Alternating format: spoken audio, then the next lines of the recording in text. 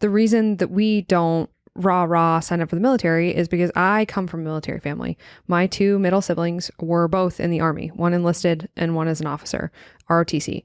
And we have seen up close, and I have seen up close, that just because there are a lot of benefits does not always mean it's worth the cost. Not that it shouldn't be considered as an option, but a lot of people think that, oh, well, there's no downsides to this option, when in fact there are a lot of downsides sometimes to that option. And it's something that needs to be weighed very carefully, as you should weigh anything that once you sign, someone else is in control of where you live and what you do for years. That's very serious, and it has its own cost, though not monetary. And though you do gain a lot, you get the GI Bill and you get VA benefits and you get housing loans.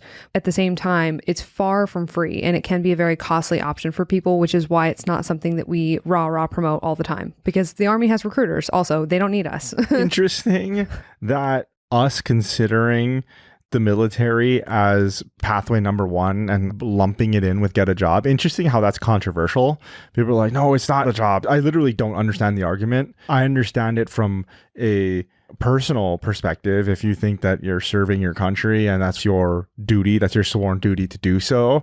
And I get it. Sure. I used to be a fireman. I understand service. I get it. But I did it as a job. Like, I got paid. Yep.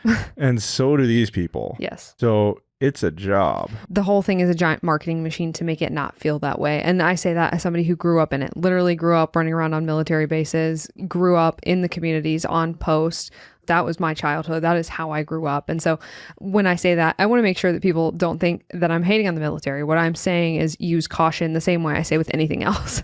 And it's just interesting, though, how many people I think go into it. The other thing is, I think there's a lot of people who go into it who maybe don't have family in, and they just go, oh, well, I'll just send them to the military. And they maybe don't know very many other people that are possibly in or have been in recent times. They don't know the cost and the risk associated with that. So I think that has something to do with it too. But anyway, moving on from the military thing, I want to talk about the fact that she says he's working full time and that's great, but right. And then she immediately says, go to college, go to college, go to college. Even though she doesn't say what job he's working, but I don't see a clear reason for him to just go, because she doesn't even say a specific degree. She just says, go get a degree, which is horrible advice always, because just go get a degree is not good advice, period. In the same way that just go buy a car is bad advice. You just don't go buy things that you don't know that you need yet. That just doesn't make sense. The main thing I wanted to get across here was I wanted to give constructive advice, because I think there are a lot of people in this.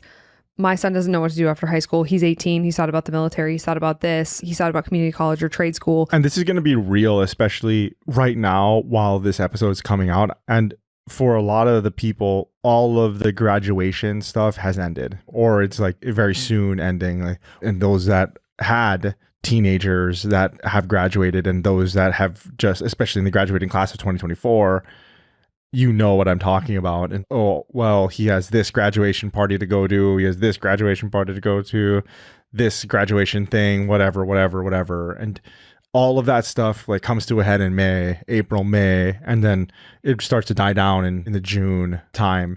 And all of that busyness, and I'm not saying like it's bad to be busy, but it's just like busy work, just like busy, he's like doing a bunch of stuff. And when you're busy, you don't have time to think. Stew. Right, exactly. When you're going through depression or something like that, you want to keep busy. You just like go do the dishes or something, like go vacuum your house for the 17th time or something. Keep busy in some way. And in that same way, I mean, all of that activity is like, okay, well, we got to do all this stuff Saturday, Wednesday, there's something. Oh my God.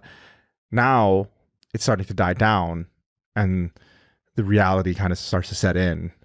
Oh, okay, well, what are they doing? And so this is timely, I think. Yeah, I think so. And I think that her panic is very much something that a lot of parents and a lot of moms specifically are experiencing, but it looks like she's flailing, trying to get him to go into any college that she can get him to go into for any reason. It doesn't look like she cares. She's just trying to push him into some sort of institution in some way. And that seems to be the issue, which is probably why he's blowing up. And this is something where we have insider knowledge because we talk to parents and their young adults.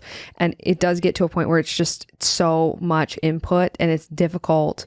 And there's just overload with trying to figure out what to do and try to do it now and figure out and just do something. I had a parent say to me, this mom, she said, "I love you, but also I might bury you in the backyard. Get out of my house." And I just thought that was so funny. I died laughing when she said that to me. And she said, that's how you feel though. She said, "I love you so much. I would take a bullet for you, but also I might put one in you." Like, just go, just do something. And so this mom is probably experiencing very much that feeling. But basically, what she needs to do is, if she wants to talk this out with him, which I know is a difficult thing to do, especially when they've been going at it in this way, and there's probably a lot of friction now.